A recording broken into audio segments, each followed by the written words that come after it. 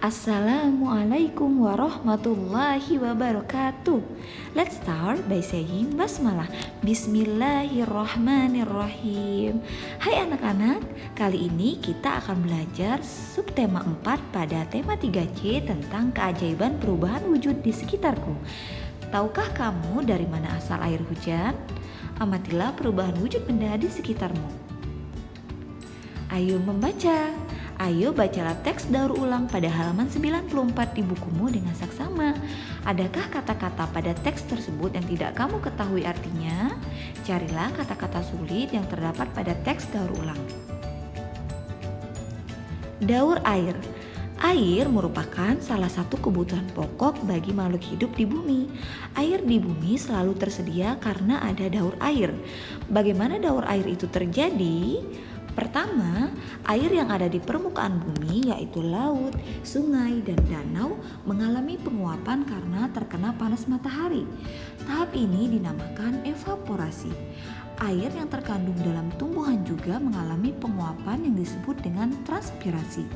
Uap air lalu naik menuju atmosfer bumi. Semakin tinggi dari permukaan bumi, uap air tersebut akan mengalami pendinginan, membentuk titik-titik air. Proses perubahan wujud uap air menjadi titik-titik air tersebut disebut kondensasi atau pengembunan. Kumpulan titik-titik air tersebut kemudian akan membentuk gumpalan awan. Jika kondensasi terus berlangsung, titik-titik air yang membentuk awan akan semakin banyak. Awan yang mengandung banyak titik air akan menjadi lebih berat. Jika awan sudah tidak mampu lagi menampung air, maka titik-titik air itu akan jatuh menuju permukaan bumi dalam bentuk hujan. Proses ini disebut presipitasi. Air tersebut akan sampai ke permukaan bumi. Proses penyerapnya air ke dalam tanah disebut infiltrasi. Air yang ada di permukaan bumi selanjutnya akan menguap kembali karena pengaruh panas matahari. Ayo berhitung. Setiap satuan waktu dapat diubah ke satuan waktu yang lain. Perhatikan hubungan antar satuan waktu, jam, menit, dan detik berikut. Perhatikan, 1 jam sama dengan 60 menit. 1 menit sama dengan 60 detik. Coba kerjakan soal berikut. Nina memerlukan waktu 2 menit untuk mengerjakan 1 soal. Jika banyak soal yang harus dikerjakan, ada 40 soal, berapa lama Nina menyelesaikan semua soal tersebut? Ayo berlatih. 1. Ubahlah satuan waktu berikut. 2 jam sama dengan titik-titik menit. B. 3 jam sama dengan titik-titik menit. C. 4 jam sama dengan titik-titik menit. D. 240 menit sama dengan titik-titik jam. E. 360 menit sama dengan titik-titik jam. F. 420 menit sama dengan titik-titik jam. Nomor 2. Isilah titik-titik berikut dengan bilangan yang tepat. A. 2 jam 50 menit sama dengan titik-titik menit. B. 4 jam 25 menit sama dengan titik-titik menit. C. 140 menit sama dengan titik-titik jam, titik-titik menit. D. 270 menit sama dengan titik-titik jam, titik-titik menit. Pembelajaran 2. Ayo membaca. Ayo bacalah teks proses pembuatan gula pada halaman 99 di bukumu dengan seksama.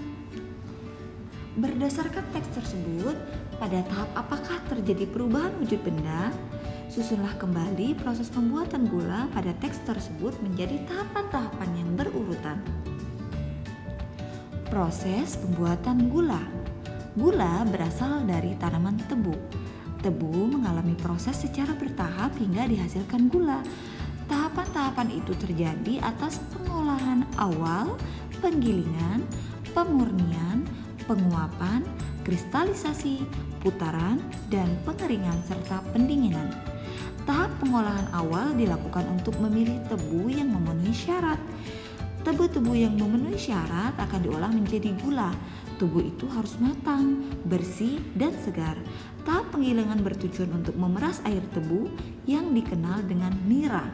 Proses penggilingan dapat dilakukan sampai 10 kali untuk mendapatkan hasil yang maksimal. Tahap pemurnian bertujuan untuk menyaring kotoran-kotoran yang terdapat di dalam nira. Proses ini dilakukan dengan cara pemanasan, pengendapan, atau penyaringan. Tahap penguapan bertujuan agar nira yang terjadi cair menjadi lebih kental. Penguapan nira dilakukan pada suhu 65 sampai dengan 110 derajat Celcius. Nira yang kental akan memudahkan proses kristalisasi. Tahap kristalisasi dilakukan dengan cara memasukkan nira kental ke dalam sebuah wadah. Kemudian, nira kental tersebut dipanaskan hingga air menguap hingga menghasilkan kristal. Ayo berdiskusi. Membantu orang tua merupakan salah satu contoh sikap tolong-menolong. Sikap tolong-menolong dapat menumbuhkan persatuan. Membantu nenek membawa barang pada gambar pertama. Membantu adik belajar pada gambar kedua. Memberikan sumbangan kepada yang membutuhkan untuk gambar ketiga. Ayo berlatih. Perhatikan ada beberapa jenis soal yang harus kita jawab. Anak-anak bisa mengerjakannya dengan cara memperhatikan jawabannya dan menemukannya di buku tematik 3C. Pembelajaran 3, ayo membaca. Ayo bacalah teks proses pembuatan coklat dengan cermat. Adakah kata-kata yang belum kamu pahami artinya? Tuliskan kata-kata tersebut, kemudian cari artinya di dalam kamus. Proses pembuatan coklat. Coklat merupakan salah satu makanan yang digemari banyak orang. Coklat memiliki rasa yang lezat dan aroma yang menggugah selera. Coklat yang biasa kita makan berbentuk padat pada suhu ruang tetapi begitu masuk ke dalam mulut akan segera meleleh. Mengapa bisa demikian? Bagaimana coklat itu dibuat?